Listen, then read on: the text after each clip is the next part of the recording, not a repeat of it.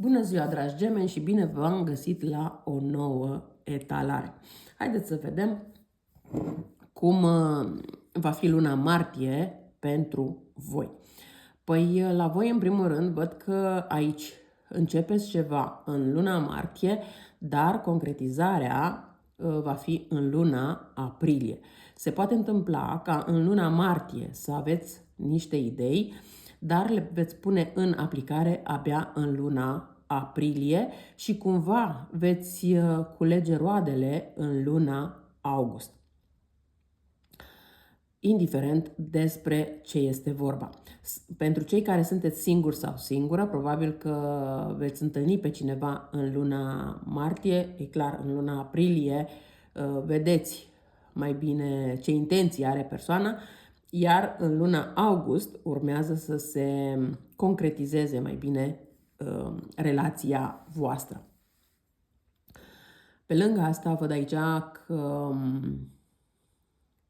stați de vorbă cu o persoană mai brunetă, posibil ochi căprui.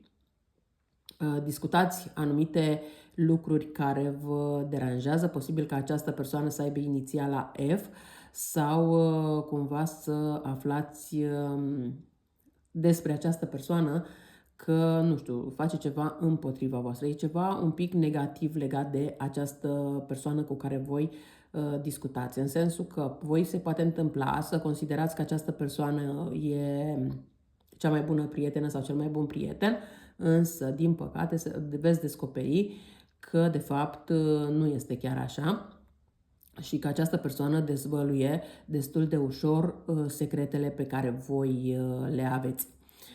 Veștile, într-adevăr, nu întârzie să vină înspre voi, mai ales aici că văd destul de multe persoane care aveți de-a face cu inițiala G, un E și se pare că veți avea parte de, în această lună martie, de o mirare, de un noroc, adică e ceva ce vine peste voi, ceva la care voi nu vă așteptați sau cel puțin poate e ceva ce ați visat de mult timp să se întâmple, poate chiar de ani de zile, însă până în acest moment nu s-a întâmplat. Dar uite că acum în luna martie această dorință vi se îndeplinește, dar e ca un șoc pentru voi, e ca ceva care nu credeați că poate fi adevărat.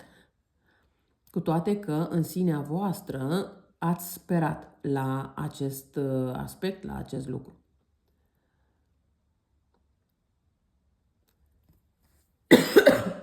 Văd că în luna martie intenționați chiar să faceți anumite schimbări în viața voastră, în casa voastră, faceți schimbări, ceva se schimbă la voi. E bine că se schimbă în bine. Văd că faceți poate o reuniune de familie, ceva de genul, unde stați de vorbă cu fiecare în parte și spuneți ideile voastre, ce vreți să faceți pe mai departe, cum vreți să fie situația pe mai departe și așa mai departe. Faceți anumite legături cu anumite persoane care poate până acum au fost simple cunoștințe, dar se pare că acum lucrurile se leagă mai bine, în sensul că puteți deveni cei mai buni prieteni sau cine știe, poate există un eveniment în familie și de acolo se fac anumite legături cu anumite persoane la care poate nici n-ați visat, poate că veți sta de vorbă cu persoanele respective vreodată. Sau poate că mergeți undeva și acolo întâlniți aceste persoane și de acolo se creează tot felul de legături. Acest lucru este valabil inclusiv pentru persoanele care în acest moment sunteți singur sau singură. Mai văd aici situații de trio și văd că aceste situații deja, dacă până acum nu s-au descoperit, vor fi descoperite. Chiar va fi o situație în care cineva divulgă toată această legătură de trio și bineînțeles că lucrurile nu vor fi prea roz. Dar vă veți detașa de persoana care este în plus, cum se spune, și lucrurile vor reveni pas cu pas la normal. Nu văd aici, pentru cei care aveți o relație stabilă sau căsătoriți, căsătorite, să dați cu piciorul căsătoriei pentru cea de-a treia persoană.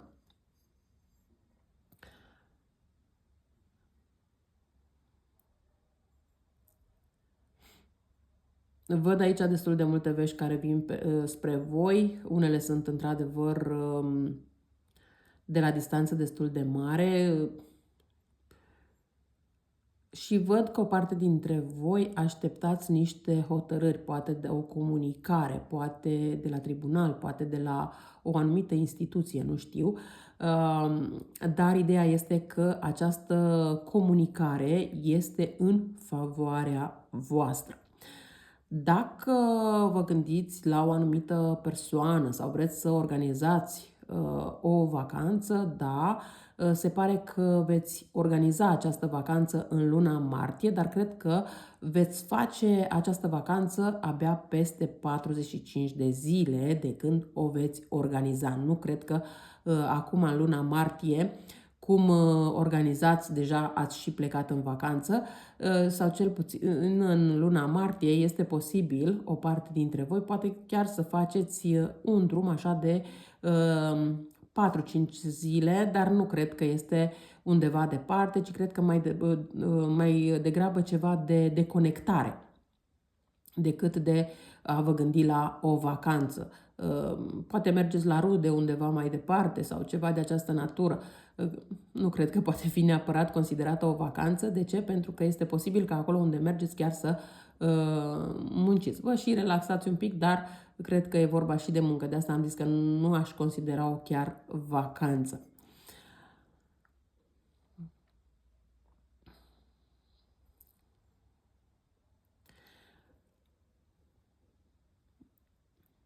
Dacă sunteți într-un cuplu sau indiferent dacă sunteți singur sau singură și urmează să cunoașteți o persoană nouă, e clar că până această persoană trebuie să vă demonstreze încrederea sa, dar dacă sunteți deja în cuplu, eu zic că da, puteți avea încredere în persoana de lângă voi, chiar dacă, să zicem, aveți și această relație de trio, pentru că această persoană lângă care voi sunteți este o persoană care are încredere în voi și este o persoană care vrea să vă fie alături în permanență, indiferent de greșelile voastre. Bineînțeles că greșelile să nu fie repetitive, că atunci este o problemă, dar din câte văd aici, nu văd să existe o separare în acest moment, sau cel puțin nu în luna martie.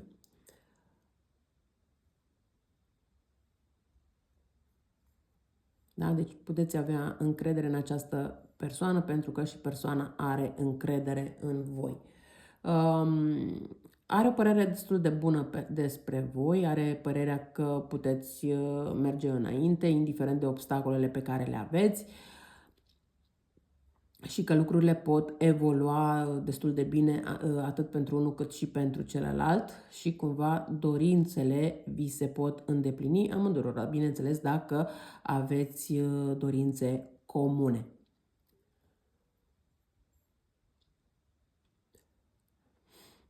Într-adevăr, aici mai pot fi anumite discuții sau bârfe din partea familiilor voastre la adresa voastră, însă trebuie să știți cum să le gestionați, trebuie să știți cum treceți peste ele, pentru că dacă nu luați în seamă tot ce se spune, bineînțeles că lucrurile pot merge într-o direcție bună. Dar dacă dați ascultare tuturor bârfelor care apar, atunci, bineînțeles, vor fi niște discuții destul de aprinse între voi. Iar de aceste discuții, în foarte puține cazuri, adevărat, se poate termina cu o separare, dar și dacă ar fi așa, nu văd ca această separare să fie definitivă. Adică tot este ceva de scurtă durată.